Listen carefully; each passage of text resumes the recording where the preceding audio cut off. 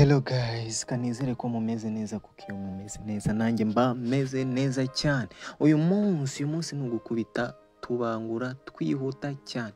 Uyu munsi mbazaniye platform nshyashya cyangwa website nshyashya cyangwa application nshyashya yitwa BitTop. Mbere yo kugira ngo dukomeze urajya hasi muri video description urahasanga link nasize, urahita uyikoraho irahita ikuzana ahantu hameze harya. Ukihagera urahita ubona hano hejuru mu nguni buryo handitse login cyangwa register, urahita ukoraho. Aho kugira ngo ujye kuri login urahita uza hano hasi kuri register. Hano uruzuzamo imyirondoro yawe, email, ushyiremo password, uconfirming password, ushyiremo security password niyo washyiramo isa nka login password, nibyo byiza kugira ngo utazayibagirwa. Nawe confirming iyi na invitation code uri busangemo yigumishemo kugira ngo ubone bonus. Uhita ukora kuri register. Tayari ukinjira muri BitTop urasanga hameze gutya.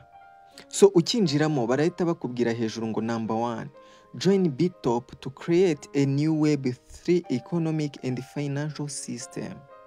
Iyi application nibwo buryo ikoramo. So iyi app ikora gute? Iyi app uburyo ikoramo ni uburyo ushora amafaranga akakungukira andi ariko mu buryo bwa cryptocurrency. So hano hari features z'iyi platform cyangwa z'iyi application. Iya mbere hano batubwiye ni recharge, ya kabiri ni withdraw, ya gatatu ni loop, ya kane ni saving box, iya gatanu ni my team, iya gatandatu ni activity zone, white paper, security audit. So tugiye step by step, uraza hano kuri recharge. Recharge hakorerwa iki? Recharge ni ahantu ushyiriraho amafaranga. Mu gihe ushaka gushyira amafaranga kuri iyi application kugira ngo utangire uyabyaze umusaruro abyare andi mafaranga, ukora hano kuri recharge. Iyo ukoze hano kuri recharge baguha uburyo bwinshi, urabona ni uburyo 12 ushobora kudepositinga amafaranga hano kuri iyi platform ya BitTop. So iyo ugeze hano uhitamo uburyo bukoroheye kandi bunahendutse. Icyo ukora ni icyo uraza ugakopiya iyi address, wayikopiya ukajya kuyishyira muri Binance bakoherezaho amafaranga, ariko ubwo bisaba ko muri Binance uba ufiteho amafaranga. So iyo yagezemo hano wayashyizemo nibwo uba wemerewe kuba wagira icyo yakoresha akabyara andi cyangwa kuba wayashora. Aha kabiri ni hano kuri withdraw. Withdraw barakwereka uburyo bimeze. Hano ushyiramo address, niba ari Binance ushaka kujyanayo ukagenda ugashaka address ya USDT ukayizana hano ukayikopiya uyikuye muri Binance cyangwa muri OKX, biterwa na exchanger ukoresha, ukayipestingamo warangiza ukawithdrawing. Uyituza hano kuri earning. Earning urabona baguha uburyo bubiri, hari BEP20 yo kuri Binance uburi bukoresha USDT ariko niyo nziza nakubwira wakoresha. Hano bakubwira ko wakoresheje iyi USDT minimum withdraw aba ari $1, maximum akaba ari amadolari angana ubwo ni amadolari. Abona ni amafaranga menshi y'amadolari. So hano kuri TRC20 ubwo hano tuba twakoresheje umuyoboro wa Tron, baratubwira ngo minimum withdraw ni amadolari 50, maximum ni yandi menshi cyane agera ku miliyoni y'amadolari. Ushyiramo address wakuye kuri Binance cyangwa OKX cyangwa ukoresha indi wallet yose, warangiza hano ushyiramo security password imwe twa creatinze tugitangira, ugakora confirm, withdraw ikaba irabaye. Indi features ya gatatu ni bita loop, ariho akenshi dukoreramo amafaranga. Ubu ni nabwo buryo bwa mbere dukoreramo amafaranga kuri BitTop. So ahangaha barakubwira ngo amount ugomba gushora ni hagati y'amadolari 10 n'amadolari 20. So reka turebe dukoresheje amadolari 10. Kugira ngo agereho hano kuri iyi loop urabanza ukayakura hariya kuri account kuri wallet yawe hariya tuvuye, ukayashyiraho hano kuri balance y'iyi loop. iyo ari amadolari 10 tuvuge mu munsi umwe atwungukira 0.7 by'idolari, amadolari 10. Mu minsi 3 atwungukira amadolari 2.4.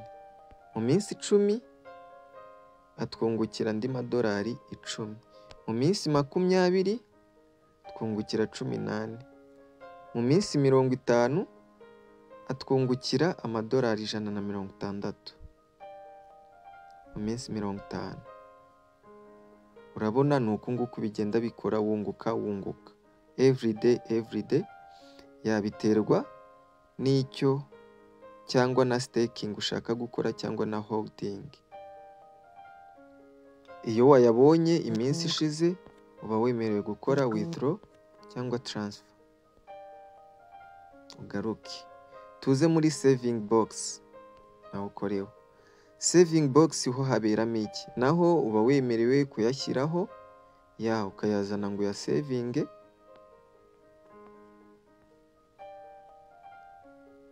So iyo ugiye gusavinga biba bimeze uti: minimum deposit aba ari ama USDT 10.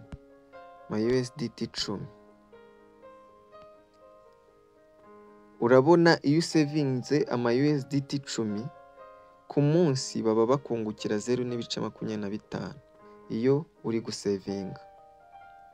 Ahandi ni ugutumira. Turebe gutumira ngo baguhemba gute, urebe muri activity zone. Urabona hano barakubwira iyo we mvitinze abantu 2 bakaba bakora top up y'amadolari 50,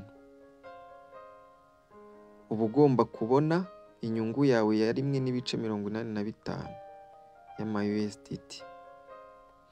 Iyo we mvitinze 3 bagashyiraho amadolari 150, ubona inyungu yawe ya buri munsi y'amadolari 8.88.